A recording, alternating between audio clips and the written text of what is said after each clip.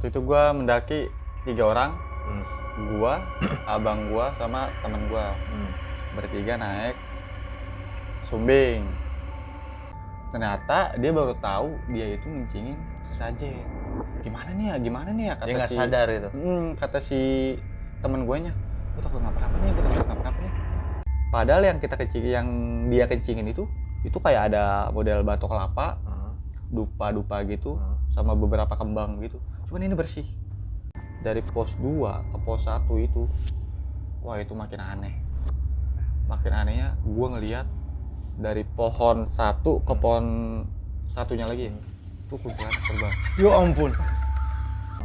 Nah itu kita pegang, setiap pendaki itu dikasih kopi sama santan 2 plastik gitu tuh kecil buat pegangan. Katanya sewaktu-waktu plastik itu pecah, itu kita emang ibaratnya pertanda harus balik.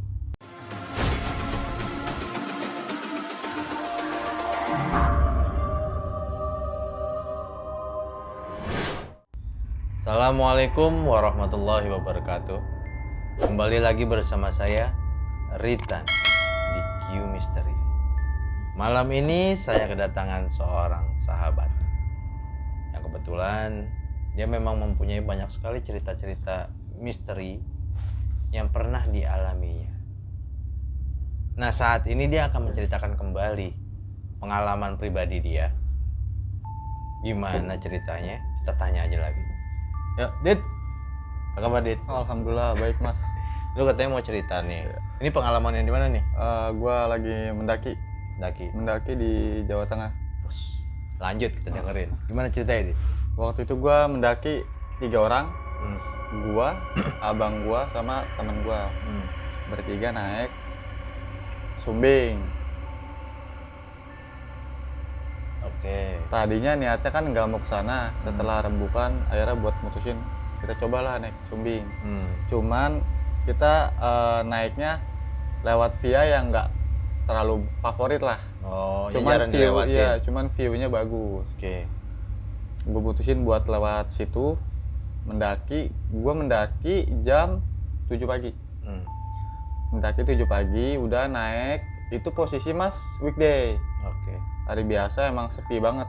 Di base camp pun banyak, cuman beda hari mendakinya sama gue mutusin buat mendaki 3 orang.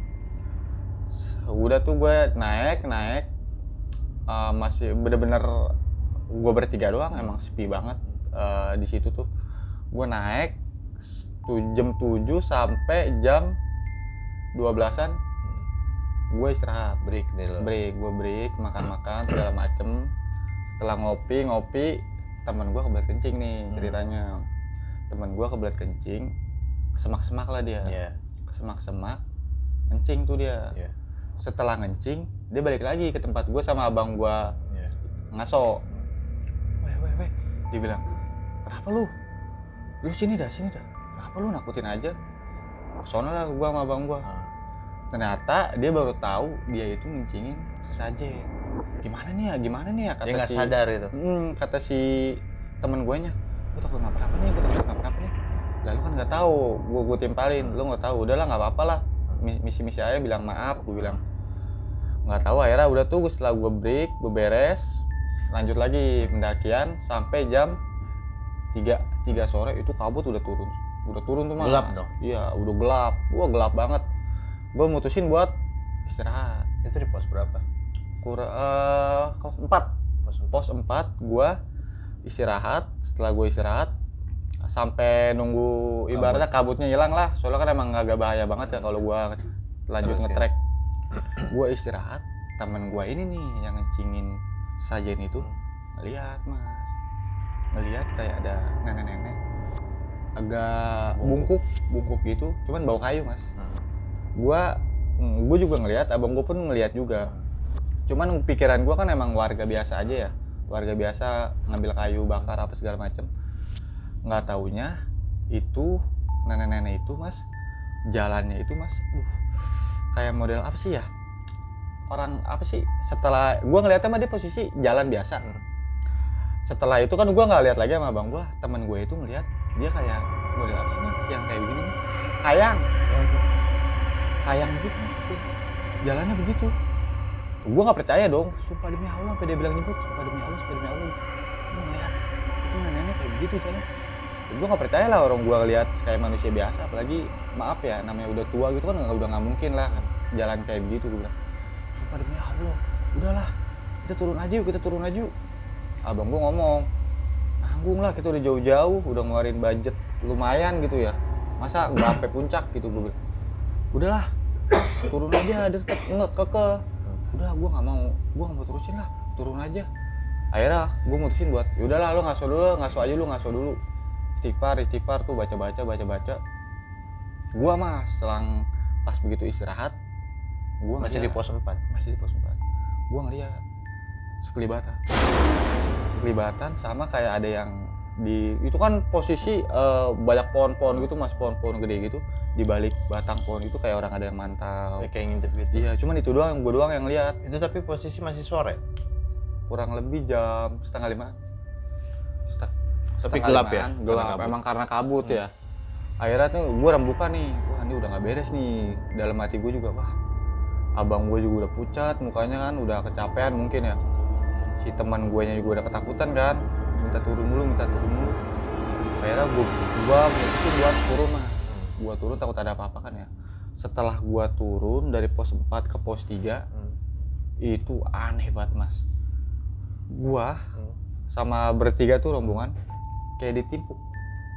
Ditimpuk batu, itu lumayan gede mas. Kayak orang mau nyelakain aja ditimpuk. Lu jalan itu timpuk gitu. Ditimpuk kayak dari belakang, arah belakang ditimpuk. Gua kena ini keril gua. Temen gua kena palanya. Ya ampun. Dia teriak. Tadinya kan gua juga nggak nge ya.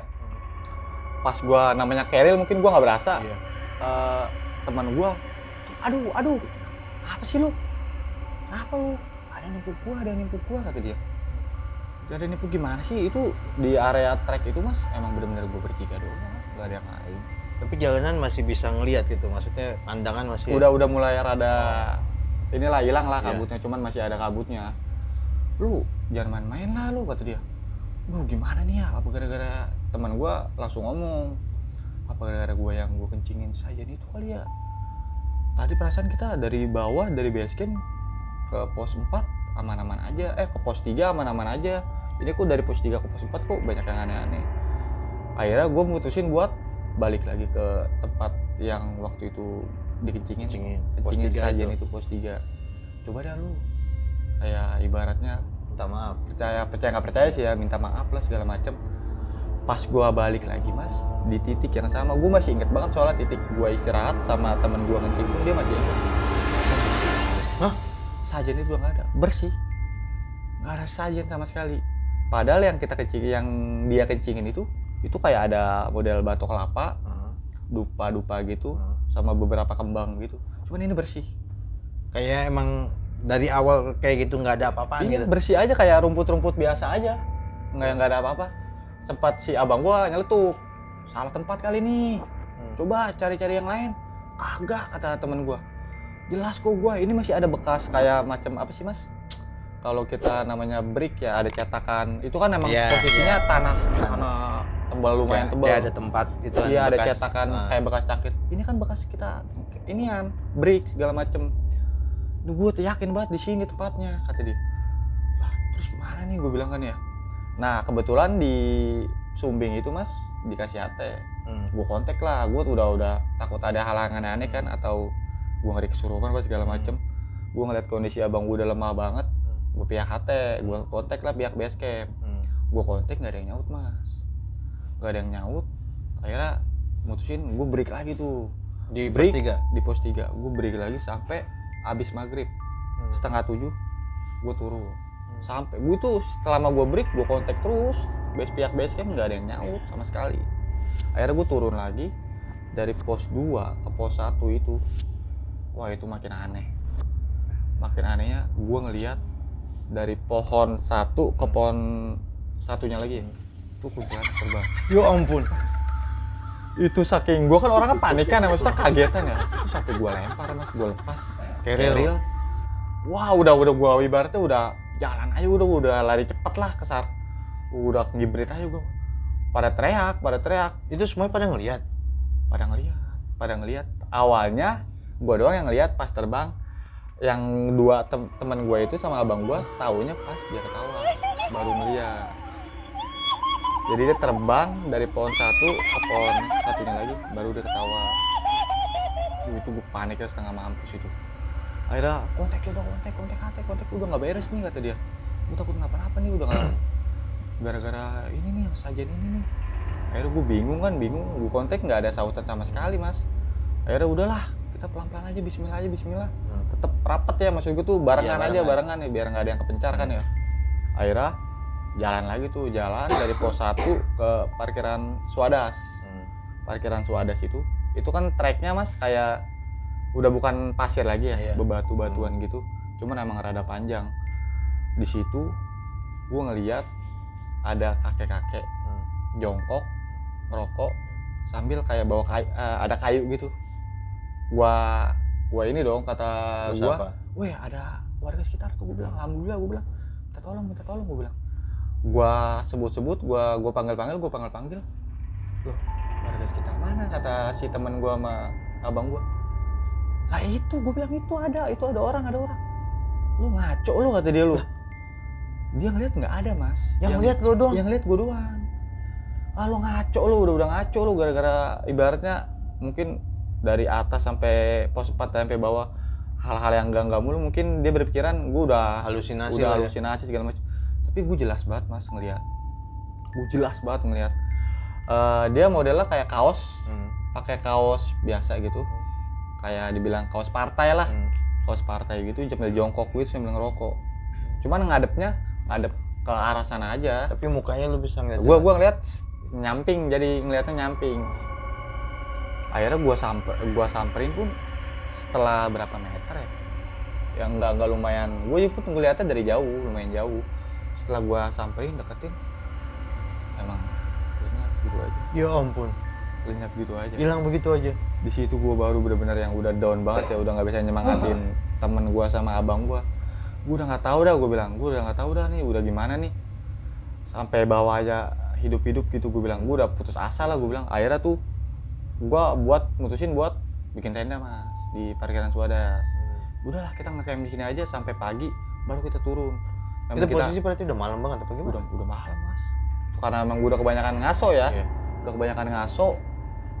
Udah lumayan jam 8:30 lah, kurang lebih. Akhirnya gua ngecamp di situ. Pas malamnya pun, wah itu teman gua udah ngaco, kayak tidur ngigo segala macam. Tenda kayak orang digoyang-goyang.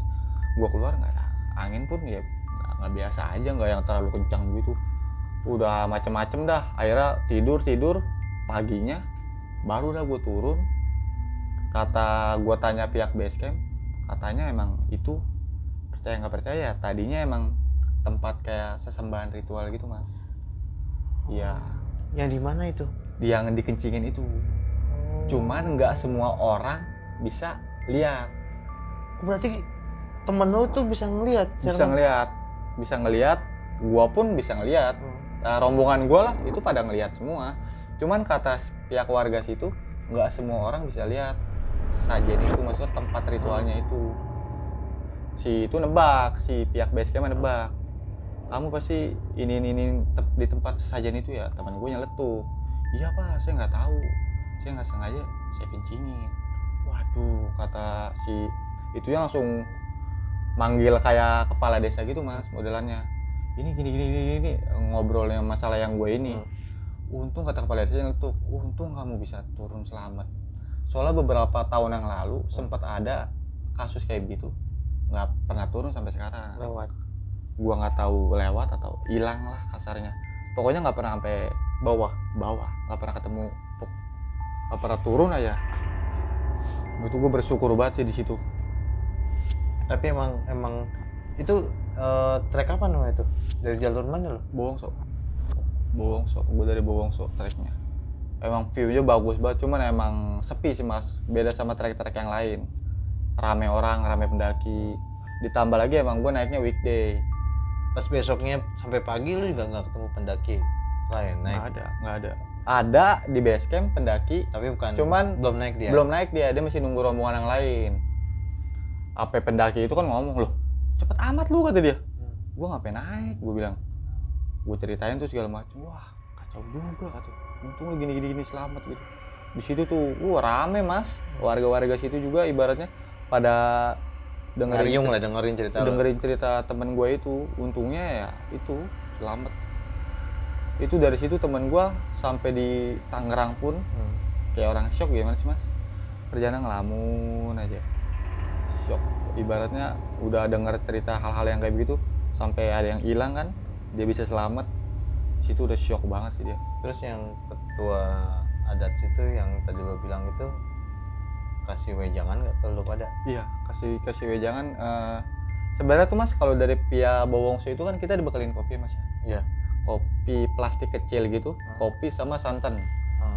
Nah itu kita pegang, setiap pendaki itu dikasih kopi sama santan 2 plastik gitu tuh kecil buat pegangan. Katanya sewaktu-waktu plastik itu pecah, itu kita emang ibaratnya pertanda harus balik. Terus yang lu pegang gimana? Si teman gue itu pecah. Dia nggak ngomong, dia ngomong baru di base camp. Plastik gue pecah. Lu kenapa nggak ngomong? Sayang bro, kita udah jauh-jauh dari Tangerang kan. Masa kita nggak sampai puncak, ujung-ujung kan nggak sampai puncak juga. Gara-gara hal-hal yang ibaratnya di luar nalar lah. Itu pecahnya salah satu lah ya? Dua-duanya? Pecahnya dua-duanya. Emang kata si penjaga base campnya pun kalau pecah emang jarang banget ada yang satu sih mas. Pasti dua-duanya pecah. Kayak sepaket gitulah. Situ emang ibaratnya. Tadinya kan emang hal-hal, namanya orang kita dari kota ya, suka nggak percaya sama hal-hal yang ibaratnya adat istiadat situ, suka sembarangin segala macem. Dari situ gue dapet pelajaran banget sih. Nah sebelum lo dapet pelajaran, lo mungkin bisa sampaikan pelajaran apa yang lo dapet buat kawan-kawan kita? Ya emang harus menghargai lah adat istiadat situ. Ibaratnya kita harus menghargai adat istiadat, nggak boleh sembarangan. Ditambah juga ibaratnya kita dari kota hormatin lah ya. Iya, dari kota ke tempat-tempat yang kayak gitu ya, niatnya ya have fun aja, nggak usah yang enggak gitulah. Setuju. Sama satu lagi, apa tuh? sampah. Waduh, bener banget. Banyak banget sampah di Gunung Tuh. Masih banyak orang yang ngegampangin tuh, ngebuang.